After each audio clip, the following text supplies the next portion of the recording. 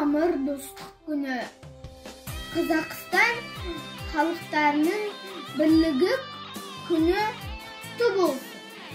Сен қазақсың, сен қазақсың. Қазақ деген ел бөлек, қазақ салған соқпақ бөлек, жер бөлек. Киіз үйі жер сияқты жұп-жұмыр, шаңырағы күн сияқты дөңгелек. Сен қазақсың, бір Алланың құлысың.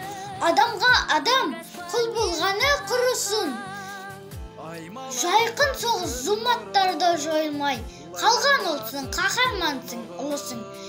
Мен бұл эстафетаны біз біргеміз деген челленджға жолдаймын. Оны мен келесі сыныптастарыма жолдадым.